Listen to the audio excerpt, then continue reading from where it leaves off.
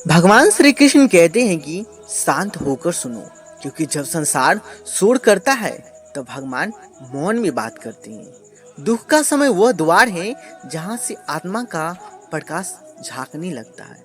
यह वक्त तुम्हें तोड़ने नहीं, गढ़ने आया है।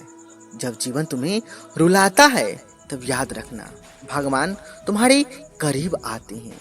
यह संसार तभी तुम्हें पहचानता है जब तुम मुस्कुराते हो, लेकिन भगवान तब तुम्हें थामते हैं जब तुम टूट भगवान श्री कृष्ण कहते हैं कि क्या तुमने देखा है कि एक शिशु इस धरती पर आकर पहले रोता है, क्योंकि जीवन का पहला सत्य दुख है, पर वही रोदन आगे चलकर मुस्कान में बदलता है। श्री कृष्ण कहते हैं जिसे दुख का अनुभव नहीं, वह सुख को जान ही नहीं सकता।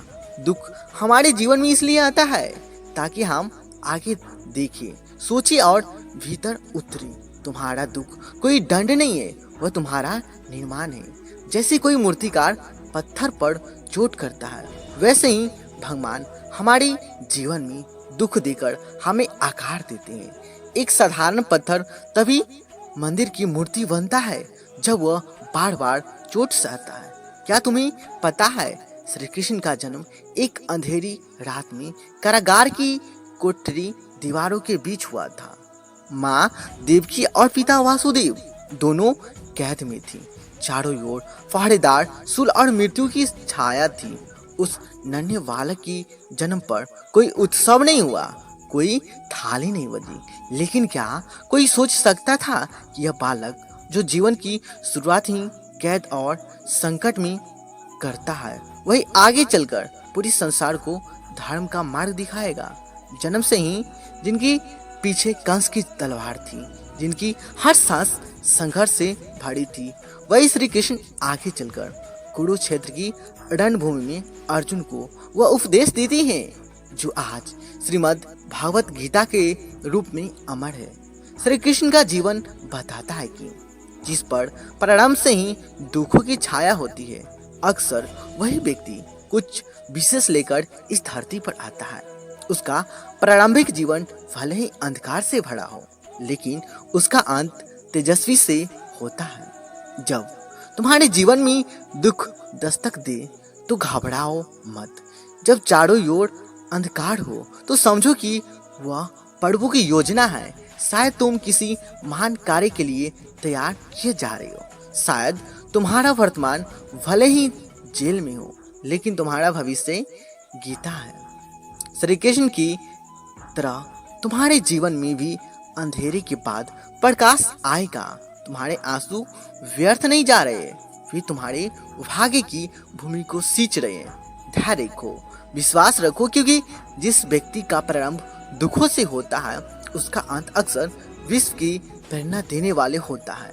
जब मन टूटे, जब रिश्ते छोड़े जाए, जब कोई ना बचे, तब क्या करो? उस क्षण जब भीतर से सब बिखर जाए, जब अपनों की बातें छोड़ी बनकर चुभे, जब आंसू रुके नहीं और सांसें भारी लगी, तो बस आंखें बंद करो और धीरे से पुकारो, हे माधव, अब तू ही है, अब तेरे सिवा कोई नहीं। वो पुकार कोई साधारण शब्द नहीं होती, वो उस आत्मा की पुकार होती है जो दुनिया से हार कर ईश्वर की शरण में जाती है। श्री कृष्ण कहते हैं जो मुझे दुख में याद करता है, मैं उसका हाथ कभी नहीं छोड़ता। जो मुझे नहीं भूलता, मैं उसकी पीड़ा को भी अपना बना लेता हूँ। दुख एक दरवाजा है जो हमें संसार से हटाकर प्रभु की गोद में लाता है। वो स्थान जहाँ कोई शोर नहीं होता, बस शांत श्री कृष्ण की उपस्थिति होती है। जब कोई हमें समझ नहीं पाता, तब श्री कृष्ण हमारे भावों को पढ़ते हैं। जब कोई हमारी सुनवाई नहीं करता, तब श्री कृष्ण बिना कहे सब सुन लेते हैं। जब सब साथ छोड़ देते हैं, तब श्री कृष्ण सखा बनकर पास बैठते हैं। श्री कृष्ण सिर्फ एक नाम नहीं, वह अनुभव है। एक ऐसा अनुभव जो आंसू पोंछता नहीं, उन्हें अर्थ देता है, जो दर्द को मिटाता नहीं, उन्हें दिव्यता में बदल देता है। तो जब भी जीवन भारी लगे, जब कोई रास्ता ना दिखे, बस श्री कृष्ण को पुकारो, वो तुम्हारे टूटे मन को भी सांझे लगेंगे, जो तुम्हारे अकेलेपन को भी अपनी होने से भर देंगे। क्योंकि जब सब साथ छोड़ जाते हैं तब श्री कृष्ण साथ निभाते हैं और वही साथ जीवन की सबसे सुंदर शुरुआत होती है। श्री कृष्ण ने अर्जुन से युद्ध के मैदान में क्या कहा? हे पार्थ, उठो, दुख से भागो मत, क्योंकि यही तुम्हारा धर्म है, यही तुम्हारा सौभाग्य है। दुख जीवन का युद्ध है और युद्ध से कोई भाग कर नहीं जीतता। तुम्हारे आंसू तुम्हें कमजोर नहीं बनाते, वे तुम्हारे आत्मा को धोते हैं।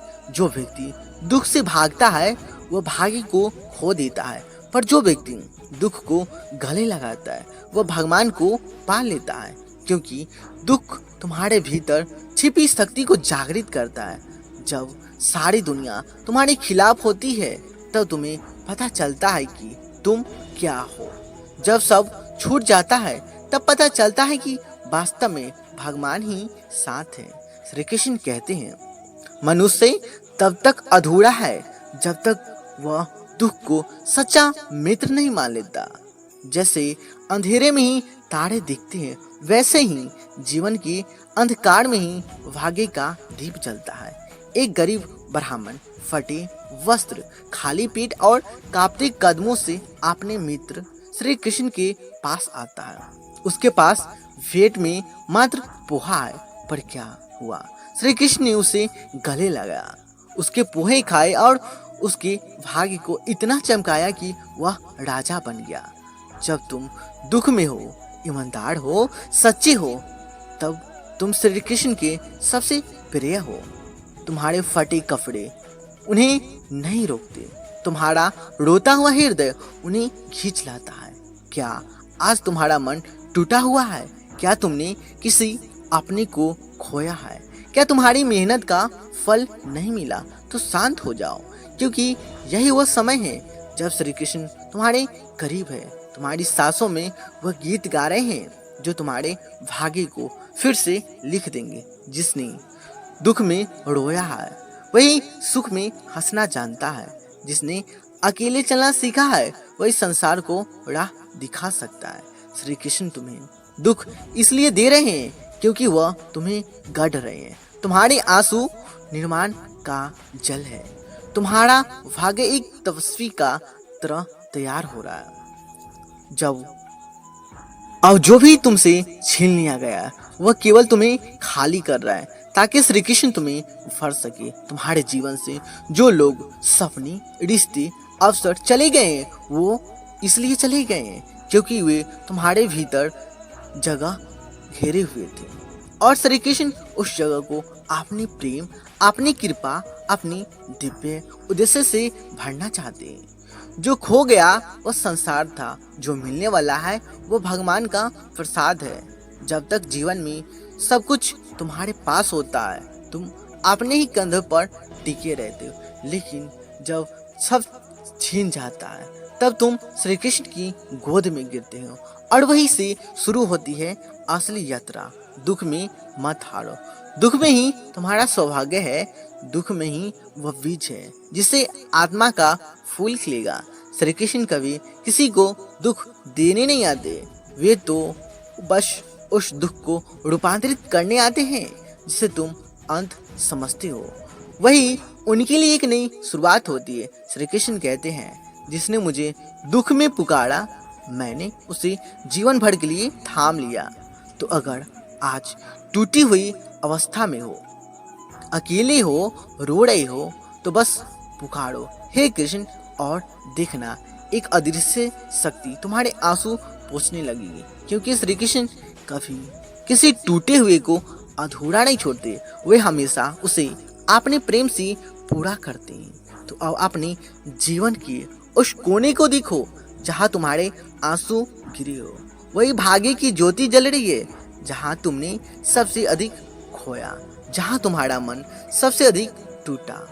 वही श्री कृष्ण ने तुम्हारे लिए कुछ विशेष रचा है। दुख केवल एक पर्दा है, उसके पीछे छिपा है ईश्वर का करुणामय चेहरा। शांत होकर सुनो, तुम्हारा दुख तुम्हारे सौभाग्य की वाली सीढ़ी है, वो तुम्हें तोड़ने नहीं आया, बल्कि तुम्हें पुनः गढ़ने आया है। जिस क्षण तुम अकेले पड़े, उसी क्षण प्रभु तुम्हारे सबसे निकट आ गए। तुम अकेले नहीं हो, श्री कृष्ण तुम्हारे साथ है।